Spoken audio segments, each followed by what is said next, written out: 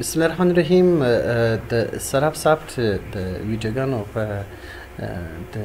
په دې بخش کښې موږ او تاسو انتقالات وایو. د پیسو انتقالات که څه هم موږ په تېرو ویډیوګانو کې پر دې انتقالات باندې کار کړی دی، اما دلته عملاً پر دې باندې کار کوو چې احمد درته وایي چې زما په حساب څخه پیسې محمود ته واړوه، خو زما د حساب کې ډالر دی، هغه ته افغاني ورکړه. یعنې تاسې د احمد حساب څخه پیسې اړوئ، محمود ته دواړه ستاسو سره حساب لري، خو په دې وخت کې تاسو تبادله اجرا کوئ. نو راځو فرض مثال احمد ستاسو سره یورو لري، صحیح څو یورو اړوئ؟ 7000 یورو اړوم، صحیح څو؟ یا فرض مثال 10000 یورو اړوم، هر څو یورو چې وي. د چا څخه اړوو؟ احمد ولي د حساب څخه اړوو، صحیح دی. د احمد ولي د حساب څخه یورو اړوو، چا ته یورو اړوو؟ فضل الرحمن فکري ته یورو اړوو.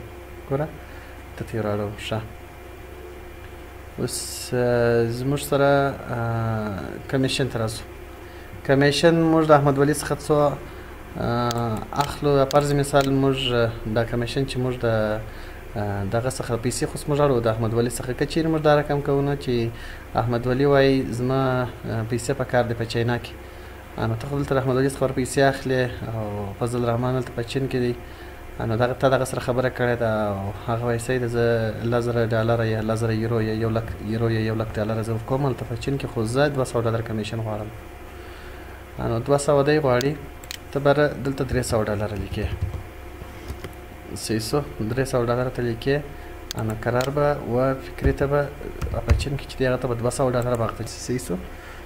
ښه، دا خو په هغه صورت کې چې ته کمیشن ځینې اخلې، او که چیرې کمیشنونه نه وي، ساده حساب وي، خیر فرق نه کوي. تبادله ته موږ راځو، دا موږ وختي ویلي وو. ښه، راځو اضافه نمدن به لیست. اوس ته کومې پیسې تبادله کوي؟ هغه پیسې تبادله کوي چې فضل الرحمن یې غواړي، او که هغه پیسې تبادله کوي چې د احمد ولي څخه یې تاخلي. فرضاً فضل الرحمن وایي دلته خو موږ یورو راایستلی ده په احمد ولي د حسابه څخه، او دلته موږ جمع کوو د فضل الرحمن وایي حساب ته. دا چې اوس موږ ثبت کړو دا به د احمد ولي د حساب څخه به یورو کمه سي او مستقیم به د فضل الرحمن په حساب کې به یورو ورجمع سي. ښه، اما فضل الرحمن وایي چې وروره زما افغانۍ په کار دي، ماته افغانۍ راکړئ. برابر، نو پر دغه ځای باندې به دلته راسې کلیک وکړئ. دلته چې مو کلیک وکړئ، ښه راځم دلته فرض مثال یورو چې دغه په 1.90 ده، صحیح څو د یورو قیمت 1.90 دی د افغانۍ په مقابل کې. نو بره ده 9,10,000 افغانۍ سولې ده. سلیم جان ته موږ دلته ور جمع کوو، صحیح دی. پیسې سلیم جان ته جمع کوو. قرار به راسو پر د ثبت بټن باندې به دلته کلیک وکړو. ثبت بټن چې مو هلته دلته خو مو ثبت بټن کلیک کړي او دا مو هغه تبادله هم اجرا سول، هلته نه تبادله کار خلاص سو او راځو دلته ډایرکټ پر ثبت باندې کلیک کوو. اوس به دلته وګورو دغه خان افغان څخه څه شی منفي سوي دي، یا کوم پیسې د خان افغان د حسابه څخه وتلي دي. دلته به راسو د خان افغان یورو به ول وګورو. موږ به تاسو به ګوره دلته د زموږ سره د یورو حساب و، نو موږ خو د دې حسابه څخه واړولې. خان افغان زموږ سره 4,455 یورو درلودله، صحیح څو.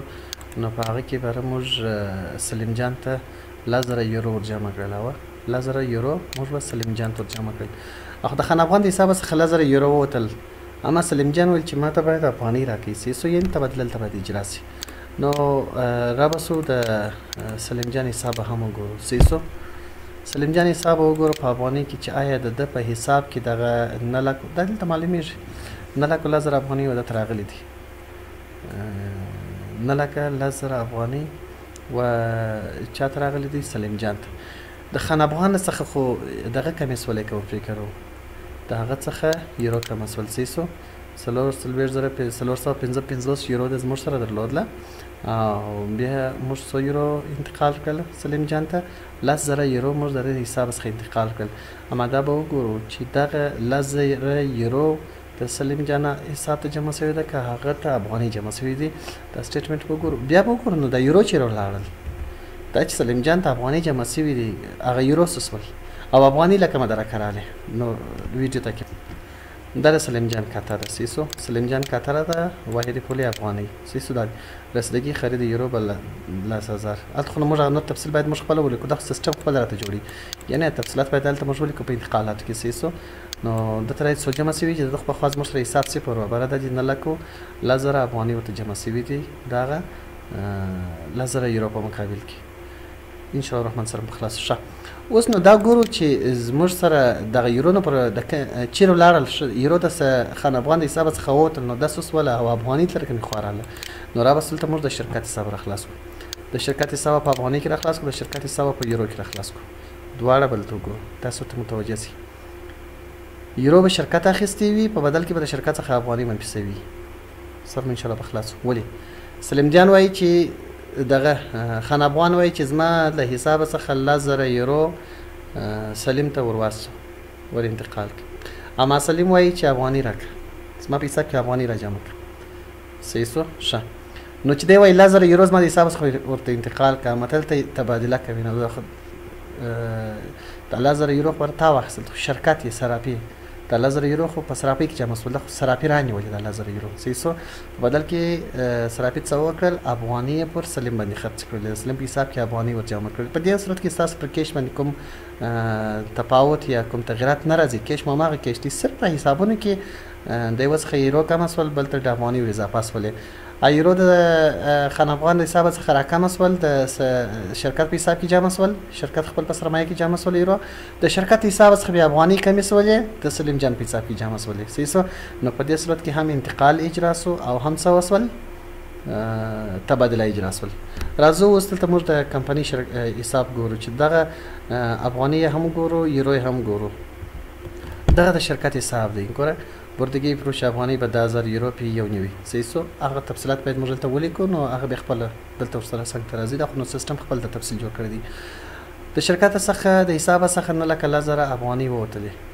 صحیح سو دا د شرکت حساب دی د شرکت حساب څخه کرنسي افغاني ده 9,00,000 افغاني ووتلې چاته ولاړلې سلیم جان په حساب کې جمع شولې نو شرکت په بدل کې څه جمع شوي دي څه راغلي دي یورو راغلی ده راسي د شرکت کاته په یورو کې ګورل ته انتخاب کوم جستجو باندې به کلیک وکم دا دی ګور رستګي خرید یورو ګوره 10,000 یورو شرکت ته د جمع شوي شرکت په حساب کې 10,000 یورو راغلی ده ان شاء الله الرحمن سره په خلاص ټول کاتیم د دې وکتلې دا په یو ترانزیکشن باندې سونه په یو انټر باندې څو ترانزیکشن خپل اتوماتیک راسول دا کار که تاسو په کتاب کې کوئ ممکن یو ځای کې در څه پاته سي ممکن یو ځای کې اشتباه وسي ځکه داسې ډېر کارونه چې د سیسټم یې خپل اتوماتیک مخ ته وړي هرې کاتې ته هر ځای ته په اتومات باندې باندې رسوي نو دا د سیسټم یا د ډیټابیس خوبیانې دي دغه اسانتیاوې دي دغه سهولتونه دي هر رقم پیچیدې هر رقم سختې هر رقم پیچلې معاملې او معادلې په